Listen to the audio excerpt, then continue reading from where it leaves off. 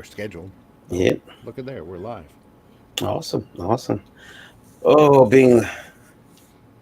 Oh, yeah, I thought we had some difficulty, but we didn't. Hey, got 3 likes on already. Pretty cool. We had that when we started. Yeah, I didn't notice that. I'm Oh, they're Facebook likes. Somebody I'm must the be over on Facebook. I'm the last to know anything. No viewers yet, but they'll pop in. It's 9 o'clock in the morning. Most people are nice and sleep. Trico and Ted are on my Facebook. They ought to be listening. Let's see here. Right, there we go. Should note the passing of Buck Henry.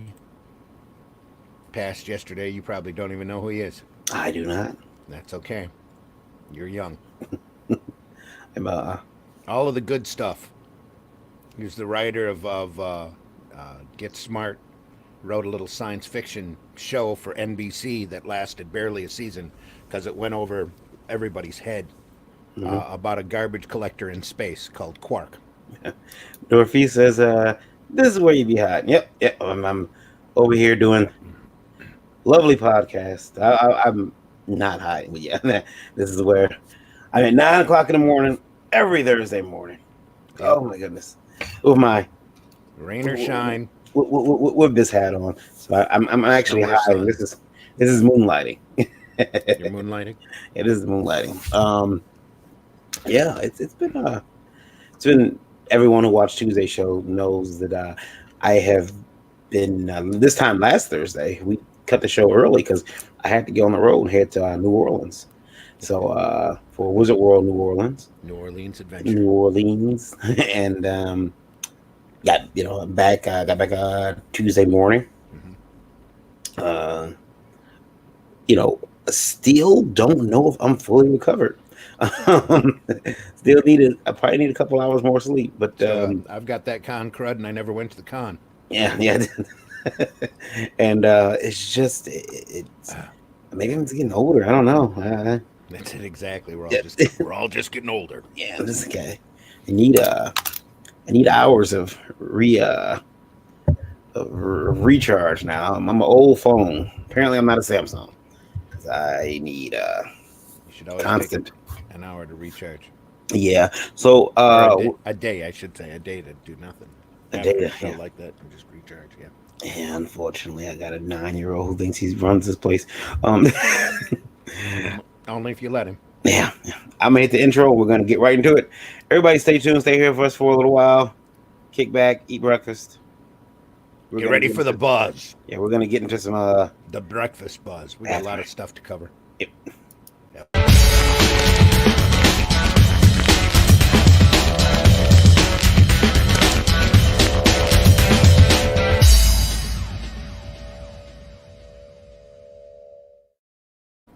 For some reason in that opening, we're always feeling lucky.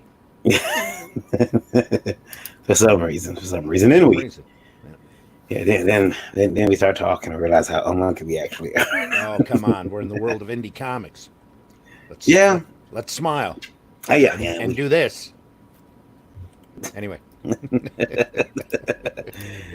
Hello, everybody. My name is Varian Grant, the co-owner of Last Call Comics. Been so for the last 7 years, almost 8 years now. 8 years in March. And founder of iNDIEVOLT Media LLC. Got my start making comics back in 2008. First book I ever published was a black and white interior action comedy called Psycho Sirens. I am a father, a husband, a geek, a creator, a publisher, reluctant taxpayer, and artist. Shamefully not in that order. And you're watching iNDIEVOLT Live. Today, the Breakfast Buzz. iNDIEVOLT Live, the Breakfast Buzz. Today I am live, the Breakfast Buzz. That's right. I need to come up with an opening routine like you have. Do you have that memorized? You have that taped to the wall in front of you. I can memorize now. You have it memorized? Yeah. I have 2 versions of it. Oh. I have a iNDIEVOLT Live Tuesday night show version, and I have a Thursday morning version. Breakfast Buzz version. Yeah. And sometimes they get crossed over. Sometimes. Okay. I haven't been to acting school in quite a while, so I forgot how to remember the lines. Yeah. Well, sad. We shouldn't ever have to memorize lines on these podcasts. No, no, no. But Hello, everybody. I'm Randy Zimmerman. I am a longtime alternative and independent publisher, creator, drawer, uh, award-winning commercial and graphic artist. Been in the business longer than most of you have been alive. Printed a lot of stuff. Done just about everything in the direct market that you could possibly do for the last decade. I was even printing my own little comic newspaper that we were circulating in my county, where we were moving 10,000 copies of a paper for free that was stuffed with comics and was advertiser supported. So now I'm back in the direct market, looking at doing a comic and doing the Zim Geek channel on YouTube, which I will hopefully be contributing to soon. So putting more stuff up as we speak. So yeah, I think that that paper ran for not just 10 years, but it ran. It was it was a monthly paper. Monthly, well, pretty much all monthly. Towards the end, we cut down to bi-monthly, but we went through 100 issues, 10,000 copies per print run. Got very few of them back. Gave them away at shows. The ones that were readable. So I remember messaging you a few times. Circulated a whole lot of them. When the paper was recycled a lot of them. When you had that paper in production, I remember messaging you some days, and you were knee deep in work. Yeah. And so I guess you would have to come down to where you work at and kind of learn yourself into it. And I always imagine you jumped down into it and didn't come back up until it was done. But sometimes, I still slept, but yeah. Most of the time it took 4 solid days to put the paper together. Oof. Depending upon what my contribution was to it. I was never had enough time to do my own stuff in it. So after, whenever I cut some time and did a original story, I'd throw it in there. But a lot of times we used public domain stories and other people's stories. And we had the Judge Dredd adventure strip that we were running through there that we were always running behind on. So there were always an extra Judge Dredd strip story. We'd run the whole story at once. Yeah. In the paper every once in a while, a couple times a year.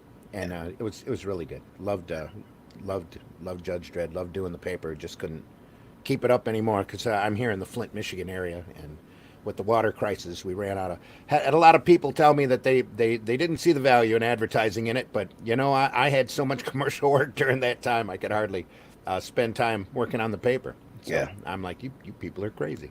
Yeah. I ran a little ad and a little 1/8 of a page ad in that paper, and it gave me a lot of good business, a lot of which I still have to this day. So, but there are still a lot of people in the area that never knew it existed, which really startles me. And we just stopped printing in April. So coming up this April, it'll be a whole year, and it doesn't feel like it. Yeah. Randy, let me see here. But really, it was my way of doing comics and getting away from the direct market. Where there's a will, there's a way. And anybody who's fed up with the direct market system, this art form of comics is so cool, so wonderful, and it's such a great way of communication that literally where there's a will, there's a way. I decided I didn't want to have to deal with Diamond. I didn't want to deal with the direct market. I wasn't getting anywhere with selling comics at shows. I wasn't getting anywhere doing a web strip, so I did a paper, and it lasted for 10 years. So, and there are other people out there and other avenues. There are lots more to be discovered. You can still do this art form and not have to deal with Diamond, or just about anybody else. This crowdfunding thing's really going to be huge. I think the next, and we haven't seen the top of it yet, by any stretch. It's just going to keep getting bigger and bigger. Do you? We have people on Ted Dave. Davies. Yep. Ted says, "Good morning, morning, Dave. Good morning, Dave. Morning, Josh.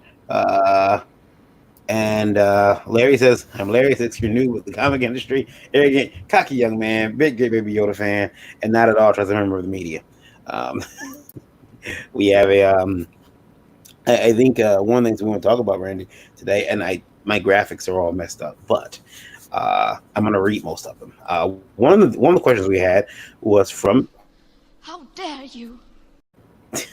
Yeah, my graphics are really screwy today. But L. Nolan wrote in, and says, Hollywood. Another we've heard from L. Nolan before. Oh yeah, yeah. He says, a lot of the Hollywood has the Variety paper and Mm-hmm. Variety magazine is an Yeah, industry magazine sure. that covers what's going on in Uh-huh. Hollywood. Yeah. How come comics? How come we don't have that? How come we don't have something like Variety? Oh, we did have that. Did we? We did have that, and the direct market just kind of stepped on it and squashed it and put it underneath their foot and said, "Well, who wants to do this anymore?" No, you go back and if you ever get a chance to visit some of these long-standing retailers and dig through their magazine boxes, you'll see there's Amazing Heroes. There was Comics Journal. There was a Comics Buyer's Guide used to come out once a week, just like Variety. And Terry Beatty, the artist and writer currently of the Rip Kirby comic strip that is in some of these papers, used to be a regular contributor to that. It was a newspaper, tabloid paper that folded out. Originally started by Alan Light way back in probably in the 70s, just as fandom was starting to get organized and there were conventions and there were people out there that were selling back issues of comics to collectors, and they needed a place to advertise their stuff that wasn't in the comic books, because I don't, it's a whole nother story, a whole nother attitude of anybody that was around before the direct market started, when everything was in spiral racks. All the comics were in spiral racks, or just as the direct market was starting up, there were these great underground comics that were out there that were really imaginative, some very dirty, but some of them very imaginative. And other of these guys decided that they wanted to start distributing themselves because these comics were so difficult to find. You had comics like Jim Starlin's early stuff was next to impossible. You saw an issue of Captain Marvel on the stands, the old Captain Marvel, and you grabbed it, because you don't see him anywhere. Deathlock was the same thing. Killraven was the same way. Amazing Adventures.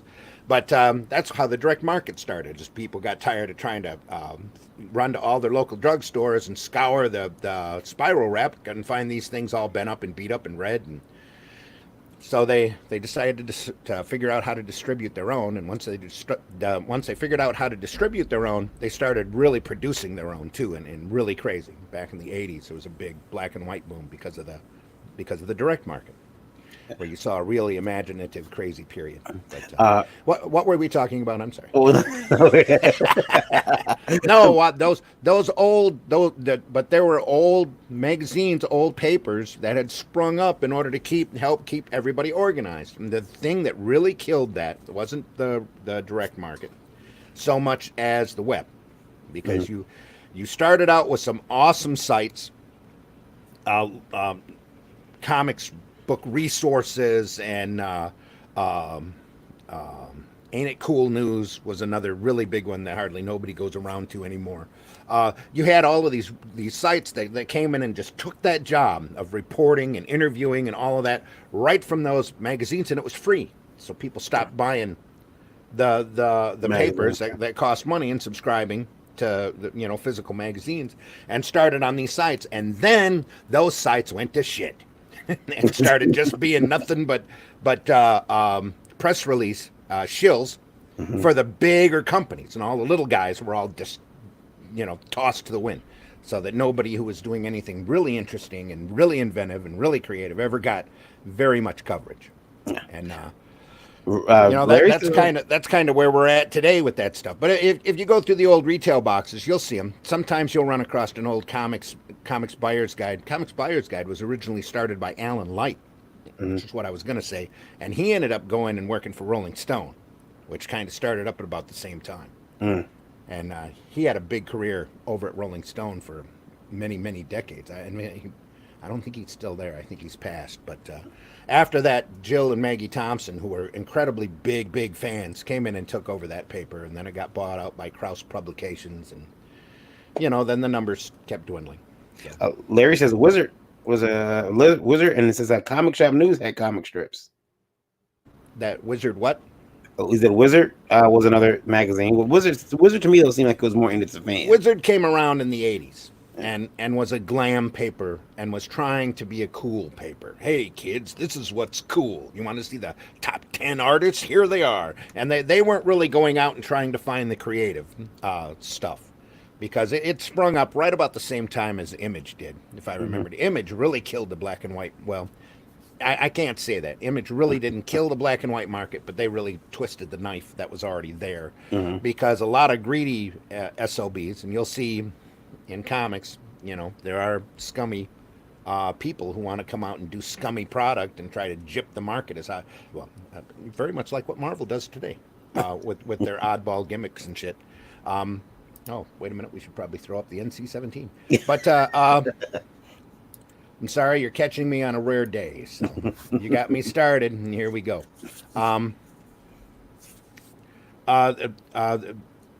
What killed the black and white market was the fact that you had a lot of people come in and invest, thought that they could make some quick money real fast, do a newsprint, shoddy newsprint comics, drawn pretty much out of their butt. And you ended up with a lot of inferior product out there that was really shitty and scummy, and it kind of, the retailers couldn't tell the difference fast enough, because once you get into learning how the direct market works, these retailers, God bless them, are working 3 months in advance. And they're trying to outguess what the next big fad's going to be, so that they're properly stocked, so that they can charge for the next hot book. And that took their toll back in the 80s. And then when Image came in, all that money got sucked up and it was gone. Yeah. So, and then we had and then Wizard come out talking about how great, pretty much how great all the Wizard and the Marvel and the DC people were. And they weren't, trying to help a lot for the independents. So, yeah. the last really big independent book, I think, was Bone. Larry also says that Comic Shop News had comic strips, and Bradley Golden says, "Hi guys, hey, how's it going, Bradley?" Comic Shop News was cool. Comic Reader was a big one when I was growing up, because I think that was weekly or every other week, and it was the size of pretty much an ash can, like an 8.5 by 11 folded in half. It started out, and then it grew up into a magazine, and then it died. But back when it was a regular, it looked like a little ash can fanzine that you paid $1 or $2 for, and that had all of the news, and everybody was working on this, and so was that, and in the back, here's an interview with John Byrne, and here's some crazy art, and it was really, really entertaining. A lot of fun to read, and you can still find those around. You just have to hunt through the really dusty back issue boxes and magazine boxes. Comics Journal was out around that time, and Comics Journal was more in depth. I think Comics Journal still has a site. I'm not sure if they're still printing physical magazines, but I still have quite a few copies of Comics Journal laying around, because they had long, in-depth interviews with people that really got into the meat and potatoes of comics, and you don't see those. You don't see those around, anymore. When's the last time you read an incredibly long interview from somebody? Now everybody, has to say their piece in 140 characters so that everybody else can get all upset about what they said instead of explaining their point. Yeah. So. I want to. But yeah, those magazines were out there, and they were good. Even Wizard had its place. He said begrudgingly. I was only in Wizard a couple of times. So. But when I did, I made money. You guys, I remember too that I gotta say that, because people noticed me. Everybody was reading Wizard. So apparently, you could be in Wizard and make money. You can't go there and make money. I see. Sometimes you had to pay to be in Wizard too, but that's a whole other story. Or that's the rumor. That's the rumor. From what I've heard. Anyway. If you hear me typing, I'm logging into where I put my images up so I can bring them into the show. I think like it's gonna work. So give me a little bit of time. Randy, real quick, people who are watching. Let's see here. M3 SOZ's in the house. Mm-hmm. Hey, M3. What are these? I see you wrote to. I'm sorry. I'm trying to load these images up. I see good grief, Charlie Brown. The comic book industry is ruined by soulless corporations. Yeah, that's that was true for that, and actually, that's always been true. You go back through comics history, which I love reading about, because most of it's inhabited by soulless bastards that are much worse than me. So, comics history is incredibly interesting to me, and that you see how everything is just so interconnected and what's the word? Incestuous, nepotistic and incestuous. That it gets scary sometimes. So almost as scary as modern Marvel. Just looking to Sana Amanat. Anyway. Oh no, they can't do that today. Just saying. today's Larry says today's generation of indie creators are making history now. Yes, or history. Yeah, in history. Yeah, they are, and so's the crowdfunding. So When you said history, was that some type of? Am I history. missing out on a new buzzword? Am I? Yeah, new buzzword. Yeah. 6 companies own like 90% of media. Well, that's very true. That and all of those 6 companies, absolutely none of them give a shit about the art form of comics. They see it as a necessary evil in order to push their IPs. So, and to try to sell the next big $1 billion movie.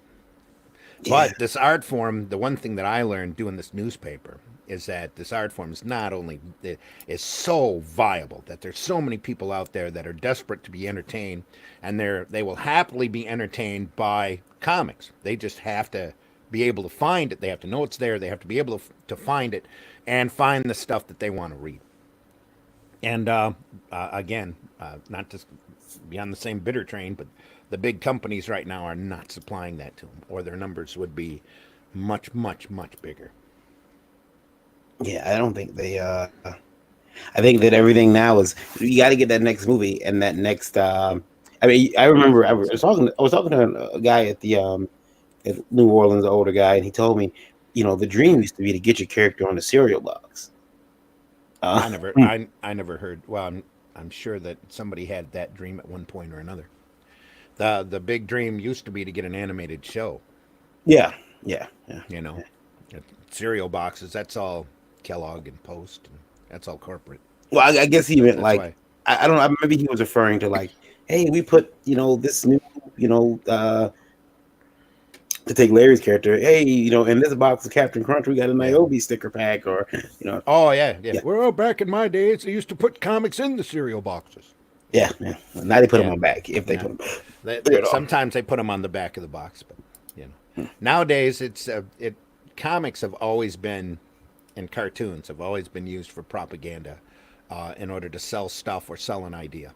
So, not all of it is propaganda, but if you go back in your history, you'll see that it's all people do funny pictures in order to make money. So, it's just that simple. I'm gonna post this. This is our topic of the day, our main topic, and I'm gonna steal a little bit from. I'm sure we've derailed that topic a couple I'm of times. I'm gonna me babbling on. I'm gonna steal a little bit from the John Campia here, and before we put off our topic of the day, and if you want to know how your question could be topic of the day, it's easy. Write in at indievote@indievolt.com. Please include IndieVolt Live in the subject, and please keep those emails to 90 words or less. And who knows, maybe your question will be selected as topic of the day. And topic of the day today, Randy, is well, you've seen it on the. Did you make a banner? Yeah, well, I didn't. I made a banner, but I didn't put it in here. But I do have the question, and the question is again from our who writes in a lot, Mr. L. Nolan. Yeah, who writes in. We didn't get to his question. We Oh no, this is the second question he wrote in, and it was a good question, so I decided it's going to be topic of the day. Right. I did see that epic rant that John Campia had Larry. He was very upset. What was it about? Because I don't know if you know, but the Collider just canceled like everything. Oh yeah, they just they just went out of business. Yeah, and there's been a number of sites that has happened too since the start of the year. It's not so much out of business as it is the change in direction, and the second guy in charge over there was really inconsiderate about how he did it. I mean, how he behaved online afterwards. He put up a tweet that said, "And you wonder why we're switching directions," on a day that people lost their jobs. And being a boss, yeah, you got to make the hard decisions and everything, but to be kind of insensitive about it afterwards, that's bad for him. But yeah, so John used to work at Collider. He started a lot of those shows that were there. He's since left. He's been gone for a while. Oh yeah. He was very upset about it, and he was on and he let out a couple of expletives. And again, normally very calm. like I said, there a lot of these sites start out being awesome, and they're covering the news, and you're eating it up, and you're there every day, and then they go to shit. Yeah, and then I And mean, you sit there and you go, "This stuff is trash. I'm gonna find another site." and not just that, but then the next day, College Humor damn near fires everybody. Yeah, Yeah, They went so out of business. yeah. So a question of the day, Randy. But you can't Yeah. be funny anymore without pissing people off. Yeah, I'm not sure you're right. College Humor probably got tired of too many people wanting to cancel him. Yeah. All the effing eating in modern comics needs to stop. Here, I'm eating. These writers know of no other way to show characters doing anything human because they aren't normal themselves. I think they're too normal. That's the problem, El Nolan. They're just too normal. Yeah, I got a character. I got to get some information out. I'm going to have a scene with two people, and we need to draw them doing something because I guess we're kind of in a visual medium. What are we going to do? And the artist guy goes, yeah, we can have them having lunch. Let's have them having lunch. Because that's where the originality goes. Anymore, back in the old days, you look at those Marvel books, and the two guys or the characters who are having a discussion are beating the shit out of each other while they're talking. And that's a lot more dynamic and a lot more fun to read than to have them sitting around chewing on pizza. But a lot of these, a lot of the originality, a lot of the dynamics, a lot of the joy, a lot of the whimsy. There's a list of stuff that's no longer in comics anymore. Originality and creativity are two of the big ones, especially out of these mainstream companies. And these people, and I'm not saying the talent, these people up there doing comics, trying to do comics, don't have any idea or grasp of what the medium is, because the majority of the writers are pulled out of young adult novels, if they're lucky to have actually written a young adult novel and not just solid fan fiction for a couple of years. Hey, I want to write a comic. So and so's my buddy, and they're editorial at Marvel. Hey, I want to draw. Hey, and you fit the you check the boxes of diversity or whatever that they need checked, and they put you in that job as opposed to seeing if you actually have any talent. Jesse said, didn't realize this had become such a trope in comics. Oh yeah. See, but Jesse, you read mostly anime, or you read mostly manga, and you have a whole different language over there. They haven't the Japanese books have by far not become Americanized. And shameful to say, a lot of the American comics really need to sit down and read a lot of manga because they get, they're still exciting. They're kinetic. You've got interesting dynamics going on and all that. The majority of the people, and I'm sorry, I got a cough here for a second. Mm-hmm. Yeah. I just had a free cough. I'm muted. Anyway.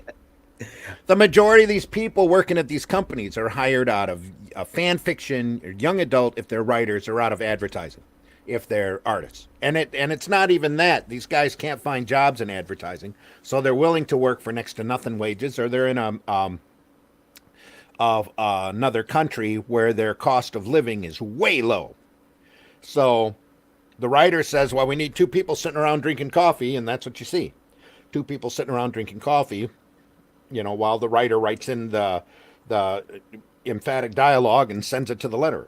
And that's what you get for a comic page. I think Tuesday we went through a page that had Magneto given a rant.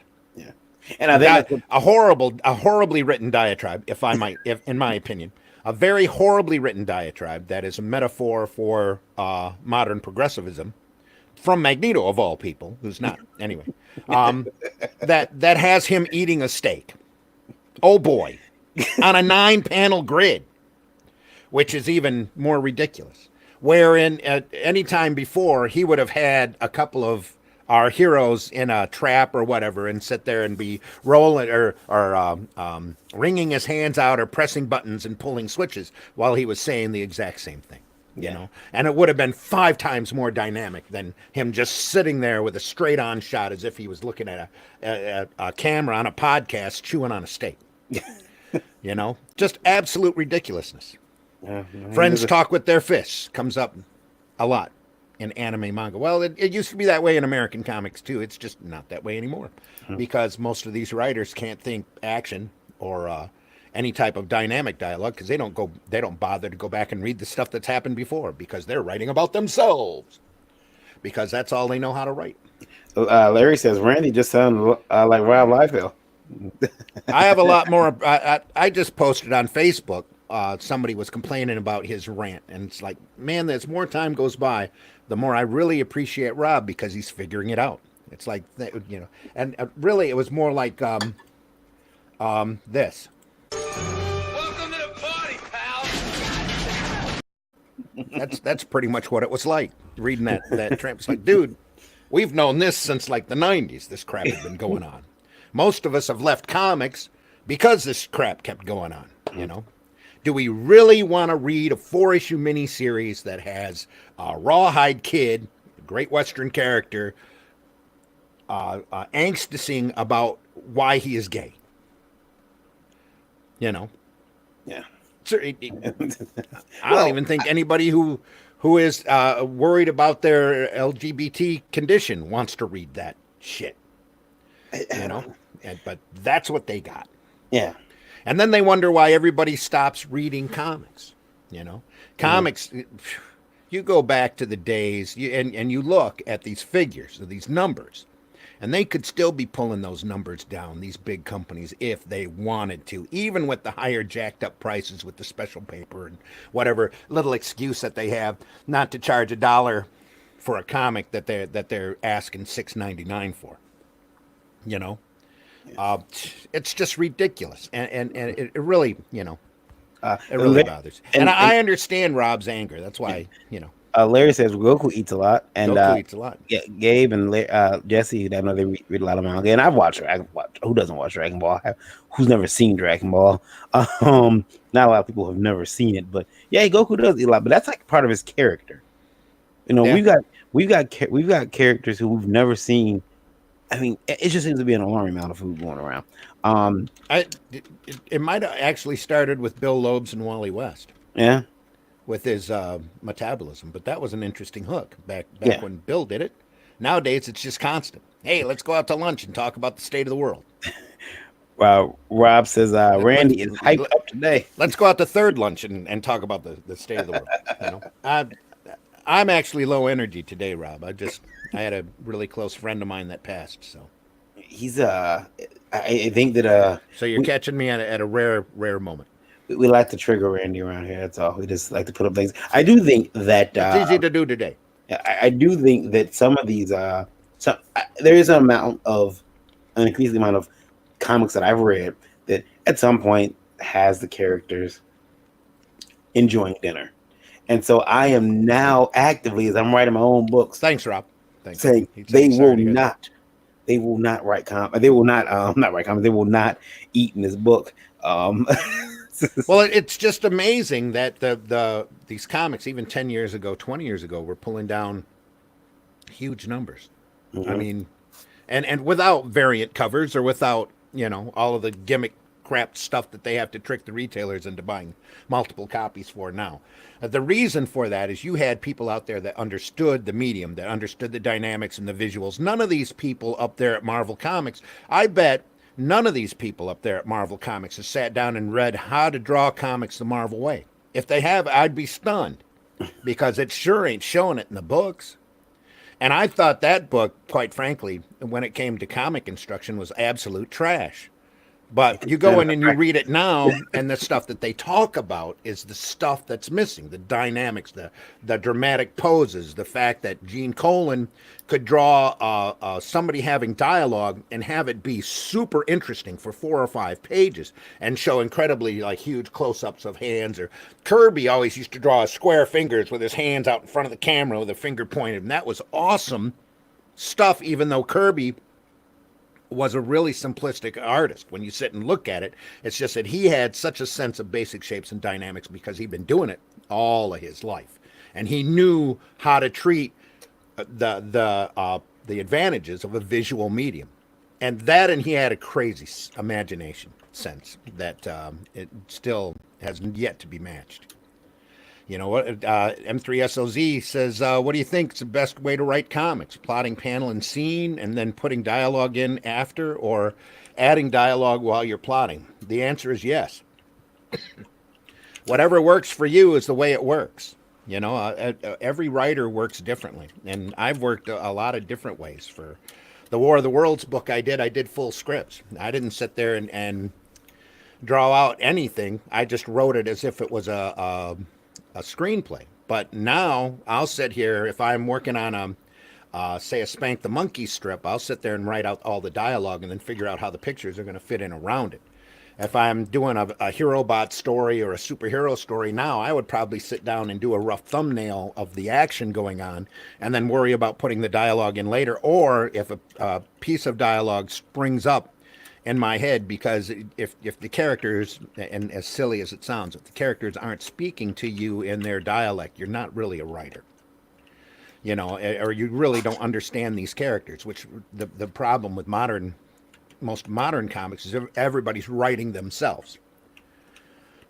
You know, and they're not writing these characters, they're writing themselves as these characters. And there's a big problem there, because you're dull. Your life, people don't pick up comics to read about your life. They pick up comics to be entertained and to go someplace else, and to be lost in another, quite frankly, in another world, so they don't have to think about theirs for a little while. You know, that's the whole idea of entertainment. So yeah, M3, you do it however works best for you. Now, back in the early 60s, DC used to work off, and I think even through the 70s and 80s, DC still works off of full scripts. Where Marvel, because they were so haphazard and throwing things together, and a lot of this stuff happened at the last minute, which is when you're on the creative side of things, is usually when you're the most creative. Is when you're pressed against the deadline and you're like going, you know, it'd be cool. That'll be cool. You know, I need a character to be the big warning for the big god planet eater. I'm gonna draw a guy on a surfboard. Here you go. Boom. You know, it's as silly as it sounds. That's when you're the most creative. But these people up there are in a creative medium, and they're not thinking creatively. And that's a big problem. They're thinking politically, they're thinking progressively, that's in air quotes, progressively, or they're thinking how they want to get they're literally into deconstruction right now. If you ever get a chance to listen to The Fourth Age, that's on YouTube, that guy has torn and ripped down comics to the bare foundation and shown where all these people are going wrong. But of course, nobody listens to him, or they've already branded him as a bigot, Nazi, whatever, like they did to Zach when he was complaining about comics. Was it Gabe says, how many of these minority lamentations are written by someone of that group? In the big companies, most all of them now. What lamentations? Are you talking about anti-minority statements or pro-minority statements? You know, they'd never have an Iceman comic if they hadn't found themselves a gay writer. Miss America or America Chavez had to be written by a Latina lesbian. You know, that in their mind, that's the only people in Marvel's current editorial state. You have to get somebody of that type to write that type. Mm-hmm. And it doesn't matter if they're talented or not. They just need them up there to do that. And that's wrong thinking. I mean, you definitely want to portray that lifestyle. But if you think a writer isn't talented enough to figure, you know, things out and to be able to write creatively, then you are in the wrong freaking business. Gabe says he gave his niece how to draw comics Marvel Way for Christmas, and he is thinking of giving it for himself. Gabe, they had that book readily available right now. I think it's Five Below. I think you gave me a copy of that. Yeah. Five Below had a lot of copies of it. So if you might be able to check your local Five Below and see if they got them. I know they had quite a few when I went back during Christmas. They had restocked. Jesse says, if you had to give folks suggestions for writing, drawing comics, what would you give them? Completely ignore everything in the last 20 years in America. I mean, you go outside of America and you look at the 2000 AD material, for example, from Rebellion. Night and day. as far as creativity, dynamics, just stuff. Truly inventive material. Look at the indie comic stuff. Don't read anything mainstream in the last 20, 30 years. And even the indie stuff, a lot of that has started parroting the modern stuff, which is really a shame. People out there that are out trying to sell their next IP to Netflix. MVSLZ says, I think people should abandon those big companies until they get people in key positions who actually enjoy and respect the medium. Well, see that, and that raises a problem because these retailers have been conditioned, thanks to Diamond being the only distributor that deals with retail shops, that they want to carry Marvel, DC, Marvel, DC, Marvel, DC. That's all that they want to carry. And that leads to ever dwindling sales because these people are up there writing those characters non-creatively, and people are leaving. It's been happening the last 20, 30 years. You go back and look at those numbers and how they've been spiraling down the drain ever since Diamond came into their monopolistic hold on the retailers. It all leads back to something, you know. It all leads back to a really bad demographic study that they did, that they should have never have adhered to, that they did for the last 20, 30 years. And then all of a sudden a light bulb goes off, and during Quesada's era at Marvel, hey, maybe we should be diverse. And that just kind of, you know, instead of them, the diversity was happening naturally. I mean, X-Men since the 70s has been diverse, and not to the fullest extent that they ought to have been, but they were slowly, you know, getting more diverse. Yeah, they had a nice international cast to start with. It's just that every last one of those characters that was in Giant Size X-Men #1 that were the new characters that were brought in, except maybe Thunderbird, and Thunderbird was a horrible stereotype. Should have had their own book, should have had their own title, and they should have taken, and that when they hubbed X-Men and created New Mutants and all X-Force and all of these other stuff, they never gave any serious thought to actually going back to Giant Size 1 and getting all of those people books. You know, Wolverine got a title. And even that was begrudgingly after they did a 4-issue series that Frank Miller, you know, blew the walls off of, again, because he was being creative, and he took Wolverine into into the Japanese culture that nobody in America had read a whole lot about. Shogun, you know, was big at the time. Blew the walls off with it. And that's because he took and got creative. You know, Wolverine suddenly gets his own title. But all of those original X-Men, Storm, Colossus, Nightcrawler, should have all had their own titles. Yeah, I mean, eventually they got limited runs, you know, throughout. Very limited runs. Yeah. I think Storm had a book as recently as about a year ago or so. Well, yeah, but that was up to about a year ago, and that was too late. Yeah, that was too late. She should have had that book right when Wolverine did. Yeah, you know. And I think they did I might be wrong, but they might have done a Storm and Somebody miniseries way back in the 90s. Let's see here. But they should have just did it, you know, especially with the way those characters were introduced in Giant Size 1 and the way that it just really picked up. Gabe said sold, and Larry says there's also a video for it. And I bought it on VHS when I bought Pride of the X-Men. Yeah, me too. That's right at the same time. I gotta jump off. Okay. Rob says Indie will buy back Marvel Comics and the mouse will keep the movie rights. You know, I could see that happening. That would be kind of, Marvel being sold back to another company, and you know, we got the movie rights to these characters. You can keep them. We'll do our own stories. That could be There's been a lot of talk about that already happening at Marvel and DC. That they care about this product so little that they'll just sell the licensing rights out to somebody and let them go. And Marvel's already done it with their kids line. Yeah. Out to IDW, who still can't sell them. Trike says, "Sorry, I'm late. Hello, Professor. Hey, how are you?" Says Wolverine got his own title because he's the best there is at what he does. That's right. That's right. You can't deny Wolverine. Well, and again, Wolverine's a character, a comic character who's only as good as the talent that's on it. You know, all of these characters should have been brought up and kicked out. You know, especially if they were worried about diversity. They turn, you know, Captain Marvel into Monica Rambeau and then dump her in order to bring Carol Danvers back, which is like, what are you doing that for? You know, and meantime, Monica Rambeau goes through Spectrum and Prism or whatever the heck. She went through like 5 different costumes and 3 different name changes and doesn't know them her self identity's got to be in the toilet.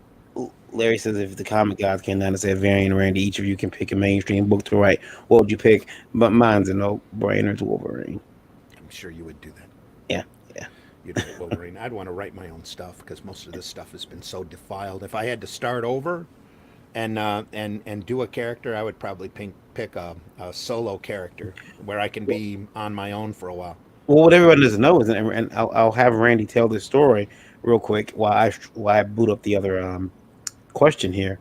But let me go through this real quick. Larry says, I would say give me Magic on the X-Men, and I would do a new 4-part miniseries. Then he apologized for the caps lock. And then Rob says what they did to X-Men since 2000. It's an effing crime. Yeah. I think what they did since the 90s, because there was a period there where everybody and their brother was creating new X-Men. And they had to have Wanda come through and completely obliterate all but, what was it, 256 mutants? Yeah.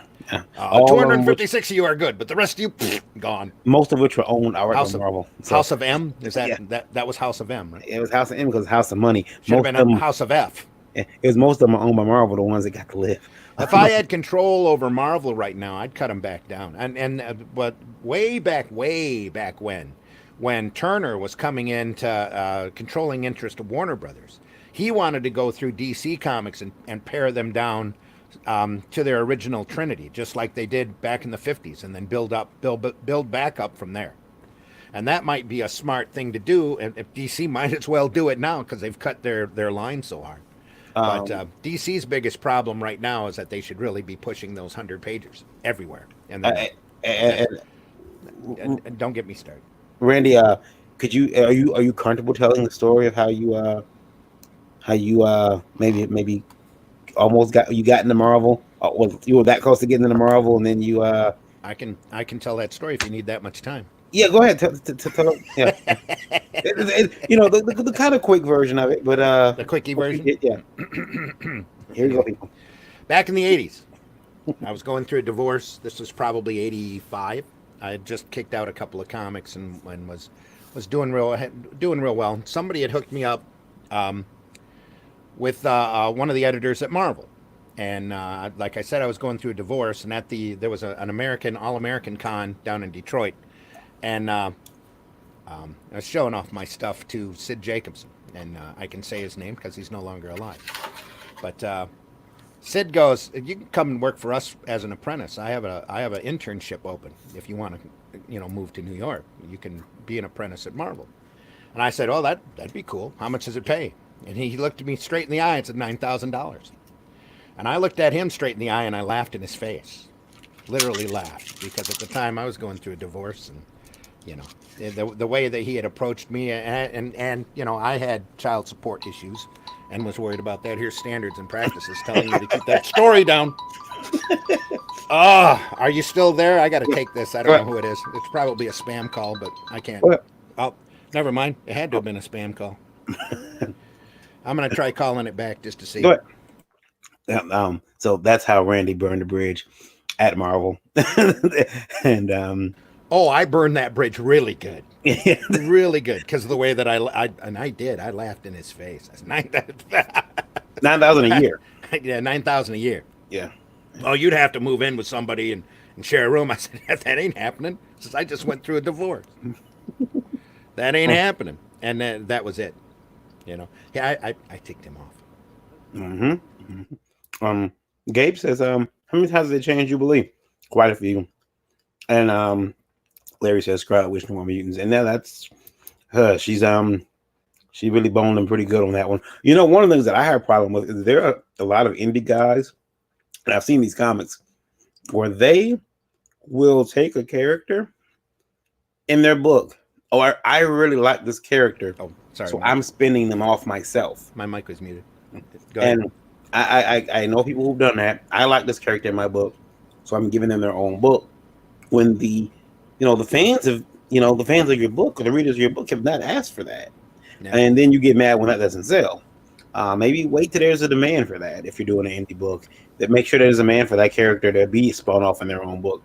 Just because you like it doesn't mean everybody else does. Like, I'm just starting to like Gambit. Is that weird? 9,000 is probably more than what some of these Indiegogo creators are making right now. Yeah, that's true, but working for Marvel, especially this guy was a real pain. Too. Sid was. I would have ended up working on Star Comics for a while, and that would have folded, and that ended up folding about a year or two after. I laughed in Sid's face. Is everybody ready to read this next one? Everybody, if you weren't with us a couple weeks ago, hold on to your seats. Here we go. Oh boy, Here we go. is this going to be a great one? Yeah. Read it, Randy. I wrote in a few weeks back. I'm email removed, and of course spent now 90% of the money raised. As I'm not the artist, just the writer. I have no way to get the book done as originally promised. I'd like to come on the show if possible. I'm sure that's an if possible. There's not much really for you to talk about. There is. You need to get some apologies going, and you need to get a second or third job. You need to pay these people back as fast as possible. And believe me, you need to live a Spartan lifestyle until you get it done, but get it done. Get these people refunded, because you're just making everybody else out there who has a crowdfunding campaign look bad by not performing, and heaven forbid you actually come on the air and you want to talk about that and people go, oh, you already spent all of our money. You're going to make these people hostile against all of crowdfunding in general. Pay these people back. Be a man, pay them back, and or a decent human being if you're not a male. Do the right thing, refund, get out, and then don't crowdfund again until a product is done. That's my best recommendation to you. Nom, indeed. Yeah. Stop paying your bills with other people's money. That's why you don't use credit cards. Avery LC says New York is expensive, and then Gabe says you could have saved Star Comics. And then I would say Star Comics. They were already doing Royal Prince of a Boy. That was too late. It was too late. Trico says, what did he spend the money off if the book wasn't made? Trico, he wrote in a couple weeks ago. He spent the money on concert tickets. And I believe he said concert tickets, and there was something else too. I think some other things he wanted. At that point, excuse me, it was 70%. Scott Zambelli's in the house. Hey, Scott, how you doing, man? Scott, how's it going? Don't set up a crowdfunding campaign unless you're certain you can finish the project. That's very, very true. Yeah, that's a big lesson. A lot of these guys are learning, especially right now. They need to stop the cash grabs, and they need to stop using it. There is a another major crowdfunder out there who will remain nameless, who it still owes a major campaign, by the way. And that money, I am pretty sure, is gone, and gone, totally gone. And he's gonna see the light at the end of that tunnel here real quick, because it shoots his business, it shoots the business of everybody else around him. And nobody's gonna trust him with a crowdfunding campaign again. And this guy is only about, I think he's 3 months late on the project now. And the rumor is that he spent all of that money just to survive and to get his previous campaigns out. So that's a good luck chuck on that. I did reach out to this person through email. They did identify that. They told me they identify as he, and they are he. They are male. Okay. They identify as male, and they told me they want to come on the show to clear the air. You do that on your page. You do that on your crowdfunding page, and you start with the words "I'm sorry." Yeah. I'm sorry, but you're all going to get a refund. Boom. That's all you need to say. As soon as I can get it to you. Yeah. You don't need to come on our air to do that. And the thing is, you went from last week, you were at 70%, or 2 weeks ago, you were 70%. You're still spending money. You're still spending money. You need to plug that hole. You only got 10% of that hole left anyway. Yeah. So I mean, and we know, and we talked about this before. The amount that this person raised was $52,000. Do you know if it? Oh man, $52,000 is what they raised, and was it a Kickstarter or an Indiegogo? It was an Indiegogo campaign. So yeah, Even worse. Don't yeah, do that. Don't do that. You'll never be able to do another campaign until all of these people are refunded. yeah. So get a job, get it refunded. It's going to take you a couple years, maybe if you work hard enough. It might take you longer than that if you're not careful. Apparently, you're not careful if you're burning through your money like that. But buddy, Scott, just get it done. Scott says, "Hey," and Hey, Scott. Trico says the crowdfunding guy that blew all the money needs to be tarred and feathered. And he also says, disclaimer: I'm not endorsing anyone to tar and feather that guy. Yeah, don't trigger people. Careful. Um, But yeah, that person, once he is found out, if he comes on the air and says, "Oh, the money's all gone," he's gonna get the really close to that as far as social media goes. he And comes on this. he doesn't need to do that. He comes on and throws his hands and says, "Oh, the money's all gone." I mean, we'll cover him in IndieVolt for different reasons. That's not our friend that's a month late, is it? I hope no, not. no. Oh, he didn't raise 52 either. Yeah. So, yeah. Rob says, this will piss some people off. My fetish agenda is Kickstarter. Yes, Kickstarters. He's got his Kickstarter. We'll go over to that and take a look in a little while. Have the product at least 75% ready and use the crowdfunding for printing and other expenses. Mm-hmm. That would seem ideal, Gabe. What this person did was they raised $52,000. They got the money, and instead of putting their head down and getting work done, they started spending. And I mean, I get it. I mean, you got 52. You don't use your crowdfunding money to live on. You use the crowdfunding money to get your book out, and then you use that profit to live on. Yeah, and this That's person the went and whole idea how that stuff's supposed to work. he told us 2 weeks ago that he spent it on concert tickets and some other things, and they must have been really good seats. Really good He seats. blew the money. Yeah. Hey, Stephanie. Stephanie says, "Good morning, gentlemen. Good morning, Hey, Stephanie. Stephanie. Always How you doing? nice to see you." Stephanie's I was just looking through some books yesterday, and She just got done with some crowdfunding stuff too, didn't she? yeah, Stephanie. What do you think about that? Somebody we have a gentleman who's been writing in, spent 90% of the crowdfunding money. He can't put the book out now. He raised, and everyone remember this man raised $52,000. Yeah. And he has spent 90% of it Yep. on 0% of the comic. And he got into problems with his artist, if I remember right. Yeah, the artist won't finish the book. Artist walked. Yeah, I'm not paying. You're not paying me. I'm out. So Refund. He might have seen him spending the money, or I don't know. refund what? Refund until it's done. Yeah. Um, Gabe said before, have the product at least 75% ready. Use the crowdfunding and printing and other expenses. I'm working on a book right now that I'm going to crowdfund, but I'm not going to crowdfund it until it's done. I'm going to have it done. It'll be done in black and white, and then I'll offer as a goal, as a stretch goal. If I hit a certain dollar amount, I'll put it in color.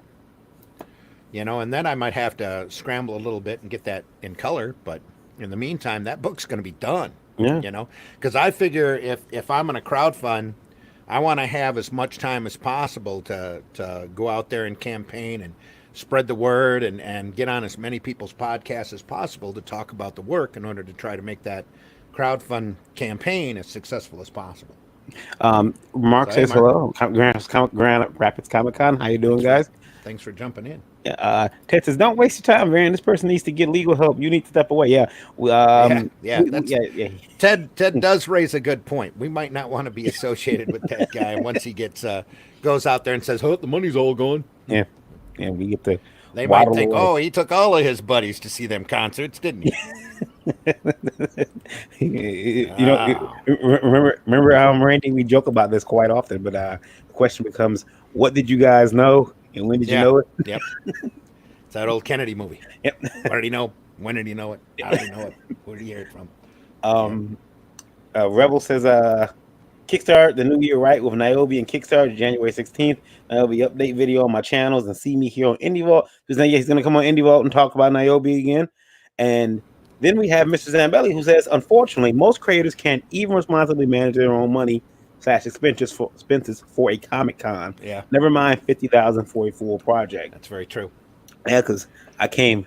And I think that's why you've seen a lot of the splintering happening with the CG people. It's because somebody some folks up there got a little jealous when certain people made more money than they thought that that person should have done. And they're not making the money on their campaign as much as that person did, so that person obviously sucks. Yeah. So I trying to figure out how to make theirs better. Anyway. Yeah, I know that I personally I probably won't. I mean, we'll probably end up covering this again, especially if he comes forward. But that's probably the last time we're gonna really cover it, especially because we know that he's still spending the money. He was at 70 something percent. Buddy, stop spending the money, buddy. Yeah, and you have not stopped. Does Kickstarter make you deliver the book before they give you the money? I don't think anybody does. No, once your campaign's fulfilled on Kickstarter, they'll give you that money. If you do a flexible goal on Indiegogo, you can appeal to have that money given to you before as long as your initial goal is reached. You can have that money before your campaign is done. Mm-hmm. But Indiegogo also will not let you do another campaign until they know that your previous one is fulfilled, except for in very rare circumstances where they know and they trust that person enough to let them do a second campaign. Because there are some Indiegogo people out there that have 2 or 3 different campaigns running. Yeah, and I think that in those campaigns, I believe they'll tell you, "Hey, you have to be really good." And don't be shocked if they ask you for proof that campaign's being fulfilled. In fact, Polito ran into that problem at Kickstarter because they were trying to push their weight around with him. They weren't going to let him start his next campaign until the previous one had been fulfilled. And he had to go through with a camera and go, "Here's everything packed up. It's going out on Monday. Please let my Kickstarter start on Friday." Mm-hmm. And he had to literally convince them. He had to have people in overtime in order to get it done and out. He thought he was on a nice schedule, but they wouldn't let him overlap those campaigns. Mm-hmm. They would not let him do it. So. And you know, we don't want to beat up on this guy too much because there are people who've gotten more than this. And he's got enough problems than to be coming on here and getting beat up on. Yeah. Because he has to realize, I know he's probably watching. You have to realize that you come on this show, there's nobody. I mean, you might get a sympathetic ear from a few of us. I mean, you know, me and Randy are going to beat you up too bad, but there are going to be viewers. Not only that, but you're going to be on YouTube forever. You come on this program and people will find you. I'm just saying. You do not want that kind of attention. There are other people out there with certain sets of skills. Scary skills. That they can get the job done. Larry says no, Kickstarter doesn't do that. Kickstarter has no flexible goal with them. It's all or nothing. Yes. And he says, Indiegogo has their flexible goals. So. Right. And they also have an in-demand feature that you can keep that campaign open until you fulfill it.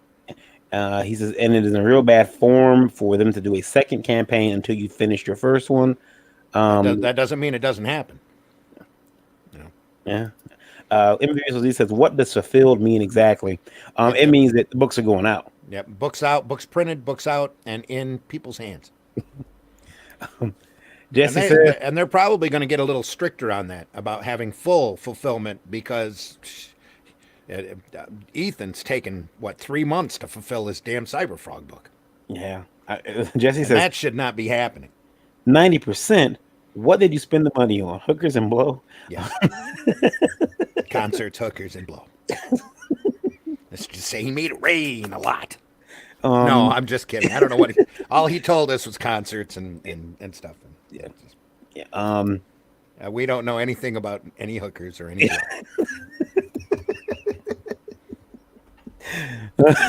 Nothing. All right, Varian's laughing for a reason, but obviously he knows more than I do. No, it's just funny because I mean, it's so early to hear about hookers and blow. It's not even lunchtime yet. We have the TV MADLSV sign up in the corner, and we all know that D stands for diversity. That's right. That D is for diversity. Handle it.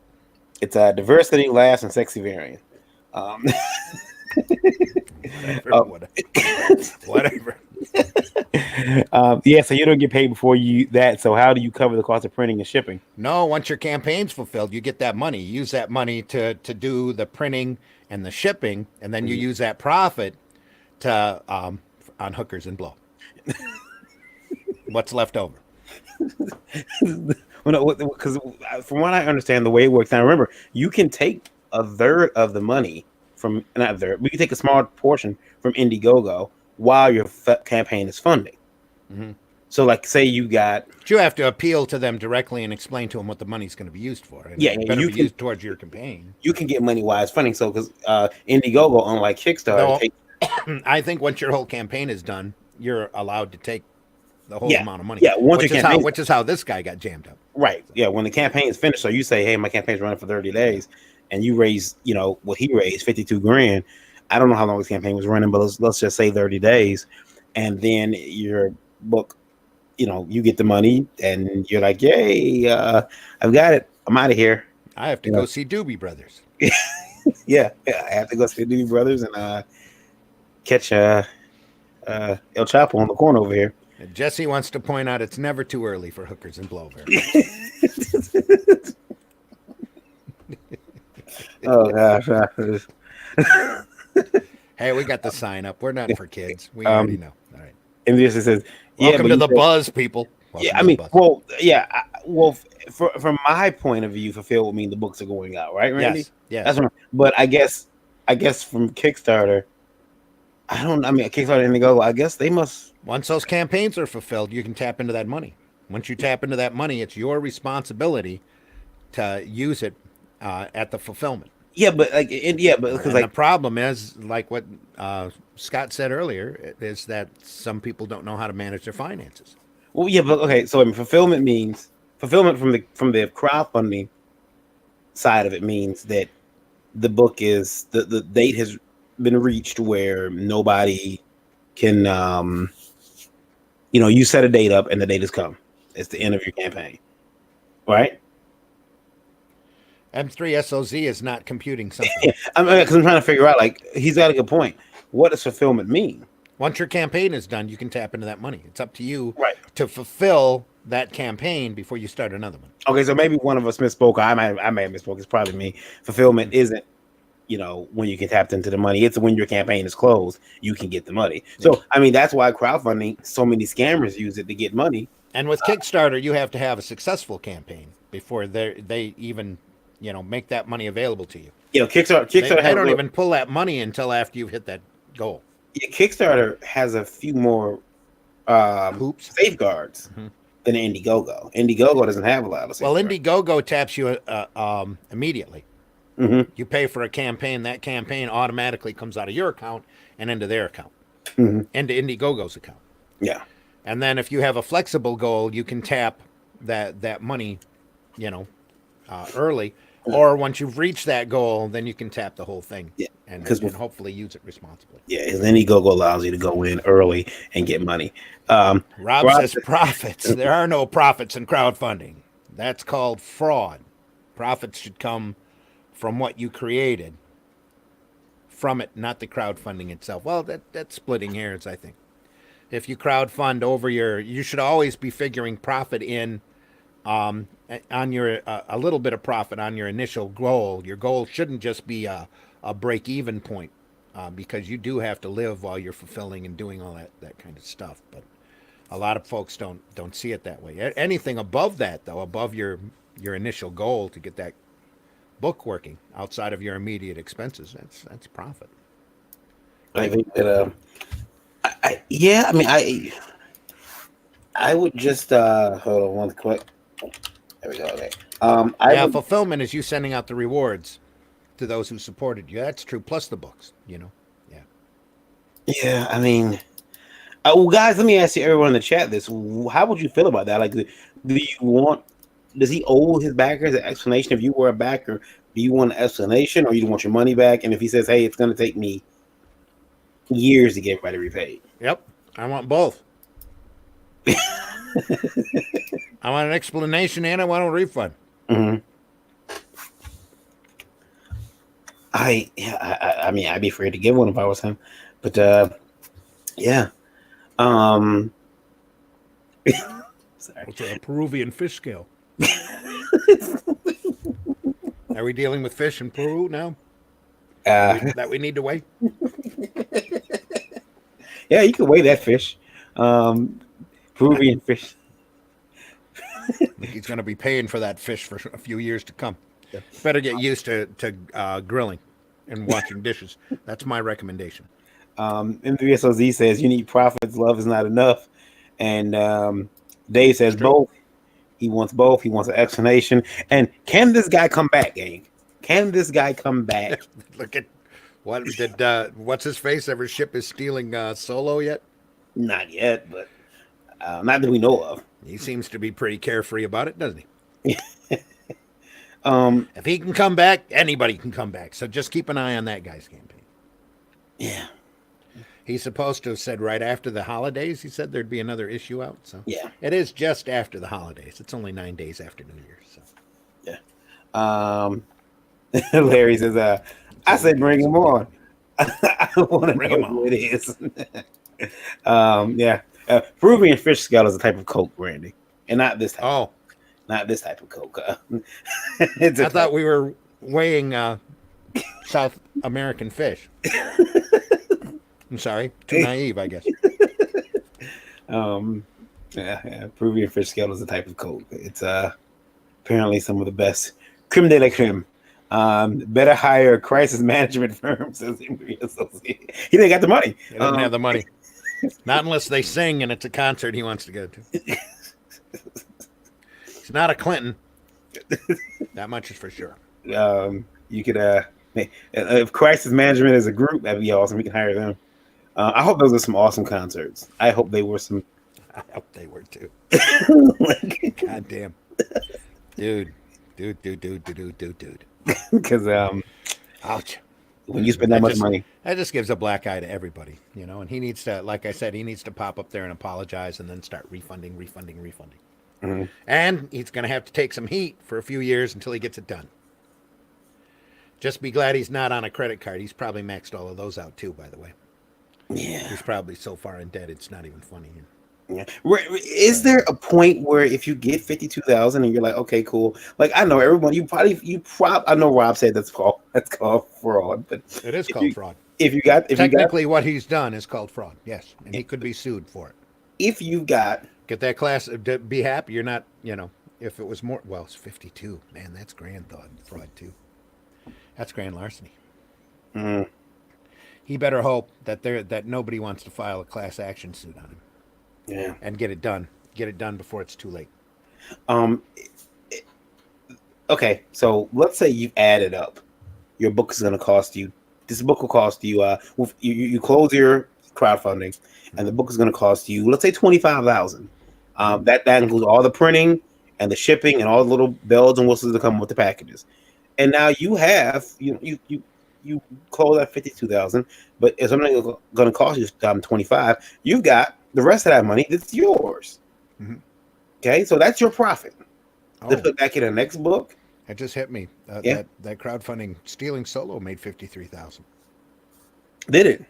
52 something. It's not him. It's not him.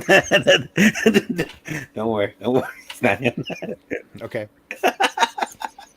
It's not him. The numbers just came together in my head. That's all. Sorry. Like, wait a minute. Wait a minute. This guy did a glorified catalog mailer. Yeah. Wasn't even that glorified. Yeah. You start spending money. Isn't that point when you start? I mean, like, look, I get, and I have some money, and I might go to the store and I might decide, oh, I want this. I still have a little buyer's remorse. I know, hey, you know what? I get no. This money here is earmarked for bills. If I want to have a working cellular device, I can't go over this. And if I want to have internet in my home and lights and gas, you don't go over this amount. Well, you don't do a crowdfunding campaign to live on. You don't. No. That's what what campaign is that?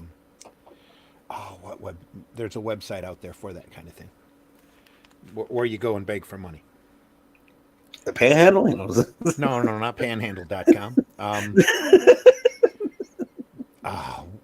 What charity? Was it GoFund? Not GoFundMe? GoFundMe. Yeah. GoFundMe. Mm-hmm. That's what the GoFundMe campaign is about. Anyone know? I need to go down the street and buy a sandwich. Who wants to give me $5? It's Kofi too. Kofi, Kofi. If you and patron, but Kofi just usually gives somebody some money. You just give them the money because they deserve it. Anyone know the biggest crowdfunding? Anyone know the biggest crowdfunding book on Kickstarter right now?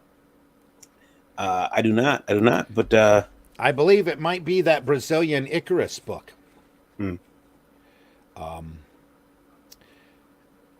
pretty sure that was Kickstarter. Rebel says, look, I made books and raised 4,000. I still got the books made, got them out to people, and bought a new PC when I shipped out the last book. Yeah. And Rob brings up a good point, too. Remember, there are IRS implications that goes along with crowdfunding. You have to figure taxes into your thing. Yes, Yeah. into your campaign. Yeah, Uncle Sam's going to come visiting for that. Oh, yeah. For his And again, get an accountant. Yeah. If you're walk away, V. yeah. If To you're me, breaking 10 grand on a crowdfunding campaign, get an accountant, please. Get an accountant. Not an H&R Block, not a Jackson Hewitt. Get a private accountant that has your concerns at heart that'll tell you what you can deduct and what you can't deduct. Rebel says Lady Death, I think, is Kickstarter's largest crowdfunding comic, and if it isn't, it is certainly one of them. Yeah. Brian Definitely one of the most maintained and successful, yes. Brian makes anywhere from 150K to 100K anytime he launches. Yep. The amount of backers can be a class action. Just let the crowdfunding platform handle it. And then Rob says, don't forget the Kickstarter kickback and merchant processing kickback, charge crowd processing, and then there's internal shipping. Oh, God, does that cost? Rob's done some crowdfunding, so he knows. And this is who's up next, Servo. And then they stay out of it. Yeah, we're not going to cover it. I mean, we're not going to have him on the show. Definitely not, because no. That's just begging for trouble. Traco says, I thought Brazilian Icarus is a sex move. No, that's a whole different. That's a whole different thing. That's the Icarus Brazilian. Okay. That's a sex move. I don't remember the name of it. There's some guy in Brazil that does romance comics that started a crowdfunding campaign, was online for quite a few years and had gained a huge fan base and crowdfunded a book, and I think it hit 1.3 million, something really high. He says you need to make some bank to make creating a comic worth it in terms of quality. Well, what they're figuring out now, because you've got Splatto and all caps comics, and there's a couple other companies out there that are following Polito's lead, that are rotating the funds, that they know how to manage funds. But Zach just came out of the military, so he's on a Spartan existence anyway. I mean, he's sleeping on floors and moving from people's houses around and all that, and he takes all of the profits from Iron Sights. In fact, he took the profits from the Iron Sights campaign because he underestimated the amount of shipping for Jawbreakers. But he's got it to a point now where he's just rotating money really fast, and he's literally working 5 products up. He's got 5 products rolling in one stage of development or the other, and that as of, I think it was about 4 or 5 months ago, he did a video where he figured out that he didn't have to have a regular job, that he can live off. He's paying himself a very sparse salary because he doesn't want to tip into his growth capital. But he's growing, and he's growing like a nut. So he's got stuff he hasn't announced yet that I think is really going to be impressive in the next year. Says it could be one of those sites, Trico. And Larry says, speaking of taxes, Varian, you owe YouTube $50 for Occupy fee. Oh yeah, rub that in. That goes back to Tuesday's broadcast. You'll have I got hit by New Orleans for their taxes, and YouTube doesn't charge an Occupy fee, but they will penalize you if if you say you're for kids and you're not. Actually, though, speaking of, I want to update that. There's another artist that I know who did not go to the. Apparently, New Orleans works fast. They work very fast. He did not go and pay $50 fee, so he did receive a. He's already been tapped. They already billed him already. Yeah, they sent him a bill. With their hand out. Yeah, $9.99. $999. Yep, that's what they want. That includes the Occupy fee. Wow, just barely under 1,000. Yeah, And he didn't even go, did he? Is that what No, you're saying? he went, but he didn't go. Oh, he Pay. went. He didn't fill out the forms. They just found him. Yeah. Yeah, because they Wizard has a list, and they gave the list over to the tax people at the end of the show, and tax people said, "Hey, this guy didn't come and give us a pound of flesh." So, since he didn't do that, Get him up. yeah, Ding, ding, ding. so he's gonna be on the phone with him for pretty much all day, trying to figure this out. Good luck. Yeah. Good luck. He hopefully can get it down to $51, like I did. Just don't plan it. Yeah. Give them their taste up front. Yeah. Yeah, give them their money up front. Just give them what you got. It's a holdup. Yeah. Give them what you got. No one has to get hurt. It's definitely organized. Yeah. That's for sure. Yeah, You we got to use hold the word- them that fast. You know they have to be organized. So yeah. And they have badges and guns. So when they come for the money, Not playing. yeah, they weren't playing with you at all. Yeah. And so Randy, you got your convention, and we're gonna take a look at. I want to take a look at Rob's real quick. Yeah, my convention comes up April 18th in Flint Farmers Market. And then the end of June at the Saginaw SVRC Marketplace. And, we might do one in the fall somewhere. I don't know. But Are you, when we do, I'll make a deal about it. Yeah, let's see. Let me hit reload. So yeah, we're looking at Rob's campaign for his book, Barber Unleashed. This is the limited edition. And he's at $551 of a pledge, $100 goal. Now, Rob is a guy who puts these books out very quickly, but they're all well done. And on top of that, he doesn't ask for much. He doesn't ask for a lot of money when he launches a campaign. No. $100 was his goal, and he's gone past that with 22 backers. So Cool. it's this is the special thing about this set is that it's going to be content that I think he's rebranded it, and if Rob's still in the chat, he can remind me, because I'm sorry, I look at so many projects every day, I forget which ones. But How long does the campaign go? This one is going to go 22 more days. We should have them on Tuesday. Yeah, let's try to get Rob. Let's see if we can get you on here Tuesday. Yeah, and but this project will be funded. He's reached past his funding goal. He said it all or nothing for it, but Barber Unleashed is his book. It's he used to have it under the name Fetish Babies, but he's since fixed that because changed that because he's run into all types of issues. Leftover and items that are very rare.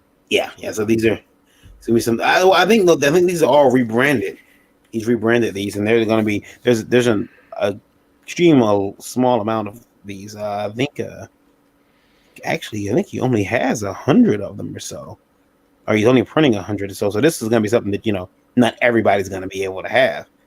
Let me see here, and if Rob's still in the chat too, I like to ask him. Oh, is he? Yeah, he's there. Yeah. So Rob, with this particular book, there's not many of them that are going to be made, right? Like you don't have, I think you said something like 100 of them. I remember reading something like that in here. Hurricanes destroyed stuff, limited print runs and things we have rebranded. Most of the rewards are less than 100 items. Right. So what say you go over 100 items? What do you do?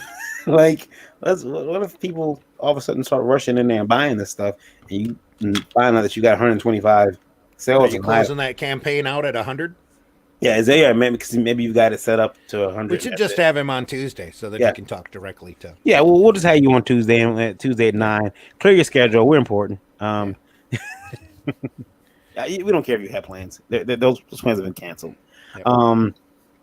Randy, your con is I'll be there. I'll be both of them with my little coonskin cap here. You might be at all three of them. Yeah, all three of them. We'll see how it goes. We have and you've got says I run a new campaign and I'll be there. a new campaign and I'll be there. He's got another campaign. Wow, this man stays on Kickstarter running those campaigns. Yeah. Tuesday at 9. We'll be here. Everyone else should be here too. We can throw Hey, if you get a chance and you're listening to us on the YouTubes, hit that like button. Yeah, like, subscribe. All Appreciate that it. goes to the Elgos. We're not monetized by any stretch, or we'd be begging for super chats. So Yeah, yeah. Super chat us, please. We need money. we got concert tickets to go. we have concerts to attend. Damn it! How can we watch the Doobie Brothers if you don't pay for our tickets? I Sorry, that just came to mind because they're doing the. I think they're doing a casino tour right now. So. are they? Yeah. Are you gonna see them? Oh no. No. No. There's only a few people out there that I really want to go out and see anymore. I'm getting kind of old for that shit, son. And few people and it'll have to be a much smaller venue. Well, the casinos are good, but here in Michigan, they went through and changed our concert ticket laws. So the only way you can get a concert ticket for a larger facility anymore is if you go through a scalper, and then you're paying way more than what they were originally asking for, because these scalpers will go through and buy up blocks. I figured that out when I tried to get my daughter tickets for Avenged Sevenfold, and a $25, well, not a 25, a $52 seat was $125, and I'm like, no. But casinos are a whole different thing. You can pay for a regular seat there, and it's a lot more intimate forum.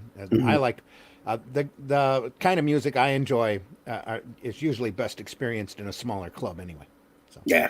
Troubadours, that kind of guys with guitars, and small bands of 4 or 5 people. A lot of people don't know this, but I'm a big musical fan. Like, I've got soundtracks. I've got the Spider-Man musicals. Spider-Man on Broadway. Turn off the light. Wow. Turn off the dark. Soundtrack. I got that. Yeah. I got Rent. I've got. You got cats? You got cats? I don't have cats. But I've heard cats. I still have to go see that movie. I can't bring myself to. I haven't found the time to get out and go see it. Because Hairspray. So many people. They had a guy, a buddy of mine that I was a friend with, did a review of Cats and posted it on Facebook. Woke up the next morning and it had like 4,500 shares, just because it was so funny. It was just so. He wrote, what he wrote was the most hilarious thing I'd read in a long time. I'm gonna go see it. I've got AMC. I don't know if anybody else out there has it, but AMC. The A Plus program or the Stuff program, or A Lister, where you can, you get 3 movies a week, $20, 3 movies a week. You can Oh yeah. And the problem is I don't like my local AMC theater because I don't know if Cats is in on that deal. Oh no, it's theater wide. It's like, please come and see this movie. Yeah. Please come and see this movie. It's apparently I plan on going to see it. I want to experience this. This cultural. You knew it was good when the critique came out that said I have seen things no human should have to endure. That might be a movie I want to see.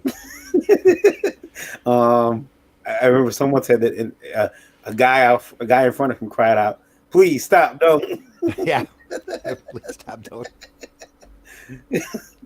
The funny review that got all of the shares said that before the movie was done, it had turned into a version of the Rocky Horror Picture Show where people were literally yelling at the screen, and everybody in the audience had a great time.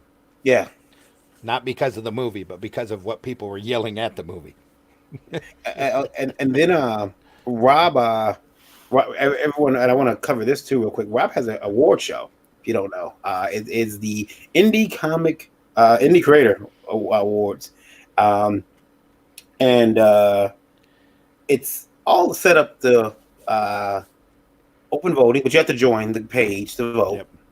On Facebook, and Indie Show Series, Facebook Live, YouTube, podcast, etc. Must be a show about independent comics and have to have aired at least 26 times. This is meant to celebrate those who give up a lot of time throughout 2019 to help cover indie comics. So it must be a show about indie comics, and again, must be a series, and so much so we could consider 2019 its season. The ICR and Indie News are not allowed to be in this. We would not want people making claims about me darkening this event. And you for that people, you should go vote IndieVolt on that one. And Yeah. the reason why he had to do that is because there are, and I don't think Rob will mind me mentioning this. They as of any awards has an open nomination. You had to come up with restrictions because, like with all popularity contests, it has a tendency to be abused. Yeah.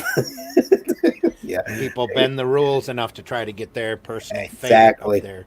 And you can have your personal favorite, absolutely, which is why we ask that you vote for IndieVolt, but just make sure it fits the criteria that you're voting for. Yeah, so there's and I was looking on there, Rob is still fighting a bunch of battles. It's kind of thing that makes you kind of not even want to do an award show. Because I mean, because you're asking people to pick your favorites, and that's a can of worms. Yeah. Especially in this business where everything's subjective. Yeah. And then if is the 2020 awards, we'll have a list of rules, sadly. Yeah. That is something. Gonna have to. I don't know if GR Comic Con is still in Grand Rapids Comic Con is still listening in. If he is, I'd like to ask him how would he feel. We dropped a few. We dropped a few listeners though. What's our IndieVolt radio number? IndieVolt radio. I'm glad you asked. I actually have it up here. IndieVolt radio. We are actually sitting this morning. Break into that 4-digit mark again? Nope, not yet. We're actually let me see. Let me look and see.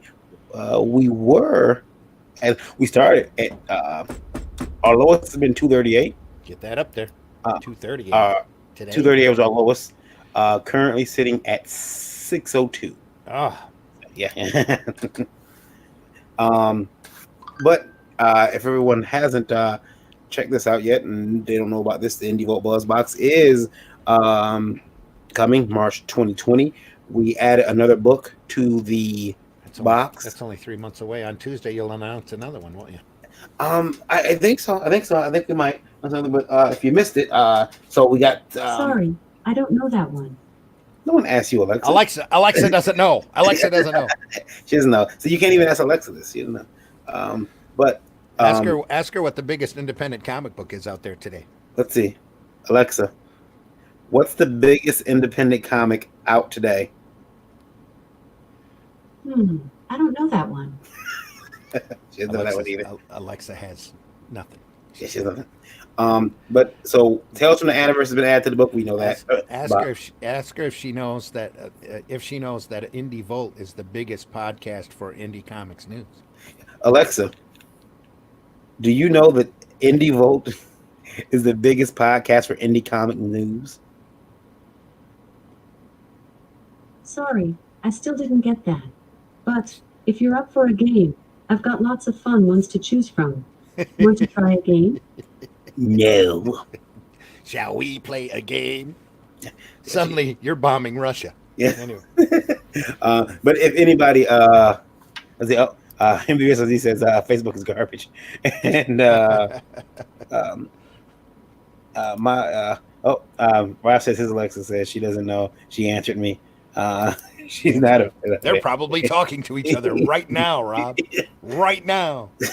But if you didn't know, so ask Alexa if her camera is on. I don't know. My Alexa, is your camera on? Josh Joplin Group was an American Georgia-based folk rock band led by singer-songwriter Josh Joplin. Alexa, be quiet. You guys will like this though. Alexa, have Sam Jackson tell me the weather. Rob says she is not a fan. Man, you didn't even say the fucking magic word. Right now in Macomb Township, it's 28 degrees Fahrenheit with cloudy skies. Today's forecast has lots of clouds with a high of 39 degrees and a low of 28 degrees. There you go. So, yeah. Next time, say the fucking magic word. But if we're talking about the Buzz Box, if you didn't know, Tales from the Anniversary was the first book. That's one of Randy's first book. It's actually a first printing of Tales from the Anniversary, and then we also added, and we know a bunch of stuff in this box, but you guys don't know. But we also added, if you watch Tuesday, Kinetic number 1 is in the box. So if you get the Buzz box, you're getting Tales from the Anniverse. You're gonna get Kinetic #1, first issue, from Y Comics. Bill Colomb, who's been on the show of about 3 weeks back. And you're gonna get this book. It's a really good comic. Good comic. Yep. Show you this. That's really well drawn. Show us the guts. Yeah, really well drawn book. Very entertaining. You're gonna want to pick up the rest. Bill just closed out a campaign for the trade, but you'll see a bit about a trade on his Y Comics channel. I'm not channel, but website. But it's a really good book. You're gonna want to pick this book up. It's in the box. And what issue of Kinetic is he on right now? 6 or 7, right? He's on 8. Eight? Eight is done. Yep. 8, and so if you can actually, he's got issues 1 through 8 as single issues, and he's got the trade that he's just crowdfunded successfully. Yeah, that's what it was. And yeah, Rob says in Cape Coral, 70 degrees. We're having more of the same. And he said you're too damn lazy to get it yourself. Yep. Yes. Yeah. Very true. Yeah, but my mind cuts me off because he'll call me motherfucker the other day. It was Well, pretty you don't bad. have Samuel Jackson voice something like that without having to use the MF terminology. That's just not, everybody would be disappointed. yeah. It's kind of cool to hear him say my name though, because he used to say it. He'd say, "Okay, Varian," but now he doesn't say that anymore. I don't know why. Maybe I don't know how. I'm guessing they get him in there. He says a bunch of different phrases, and they can kind of twist it around. And because I'm imagining he must have said Bavarian at some point, and they said, "Hey, we'll just cut." Well, they had him in for a couple of weeks doing stuff that they just computer run around you. So I guess that's it for us this week on Thursday. Randy, you got anything? I got nothing. Everybody check out the new make sure you keep Finishing a commercial job and getting back to my hopefully my crowdfunding book here today. if anybody's interested and wants to chuckle this weekend, check out the new guy meme. Yeah. It's still the saga is ongoing. Tomorrow, the new guy memes? Yeah. Let's not go there. Tomorrow, I have a meeting with the Genesee County Parks and Recreation System about the next Preservers Trail. So More Preservers comics. I got those. more Preservers comics. Yeah. Are you going to be larger? Hopefully putting one together and doing a trail. So I got to give it to the trail at some point. I keep wanting to do guided tours. Just the last time we offered to do it, we had Crazy Markup, and he took film for his show, but there was only like 3 or 4 of us that actually showed up to walk it. And I tried to make a big deal about it, just nobody cared. So we'll have to. That was a couple of years ago. Yeah, you do another one. Let me know. It'll be up this year. Yeah, it'll be up this year. This is their 50th anniversary, so they're going to make a big deal about it. Okay. The betrayal It'll be fun. bigger than ever. I mean, the 50th anniversary for the Parks and Rec system. Yeah. So, yeah. And then, and everybody, you should check that episode out of Randy on Treehouse Masters, where they built that stuff. Randy's on there for like 3 seconds, but it's art. Nature's superheroes. Yeah. I'm only there for about 3 seconds, but the work there is what was important. The work's featured all throughout the episode. Yeah, you could probably find it on YouTube. Probably, maybe. I think there's a view of the treehouse itself. So you see they did 3-dimensional sculpts of the heads of all of the preserver characters and stuck them up over the doors inside the treehouse. That's really cool to see. Yeah, I did see that. That was pretty cool. I was actually in a hotel, I think, when I saw it. Yeah. So if you ever watch the episode, they have the park director and the naturalist assigned to the preserve walk into the treehouse for the first time, and Nicole is looking up at the sculptures, and she goes, "Randy's going to lose it." That's like the only mention I get in that show, but it's funny. Did you lose it when you saw him? Oh yeah. They were they wouldn't let me go in without them being there so that they could catch my expression. Yeah, it was amazing because I didn't know it was coming. Yeah. So that was cool. Yeah. It's always cool to see your stuff in another format like that. Gabe says I live across from Formar. Yeah, cool. And then Trico says Randy was also on a documentary about local horror movie hosts like Svengoli. Yeah, American Scream. Yeah. Yeah, I have an IMDb page. Yeah. It's in the anti-gravity room too. So Yeah. that was a long time ago. Long time ago. Back when I might have actually had hair. I know I said a lot. I remember that a lot. They were asking me about the book. Yeah. Anyway. So thank you for being with me, Randy. I speak better now. Anyway. And yeah, now you. Now, yeah. I do all the ums now. Randy, thanks for coming on the show with me. We will see everybody back here. It's 10:40. You still need to do your spiel. Yeah, oh, I am. I have that ready. We want to thank everybody for joining us and being here with us. But Absolutely. the party doesn't have to end because we're off the air. It doesn't. You can check us out on IndieVolt TV. That is right. Beautiful IndieVolt TV. I'm going to shield for it as long as I have to. IndieVolt TV is the over-the-top streaming service available on Roku and coming very soon to Amazon, Fire Stick, and more. Stream independent movies, music videos, wrestling, original documentaries, and more on IndieVolt TV. And did I mention it's free? IndieVolt TV, you can find it by searching the channel store on your Roku device or Roku-enabled television. And it is actually, I'm done with the coding for the Fire Stick. So Awesome. It will be. I'm waiting on Amazon approval, so Cool. that could take a while. But waiting on Amazon approval. When we got approval, I will let everyone know.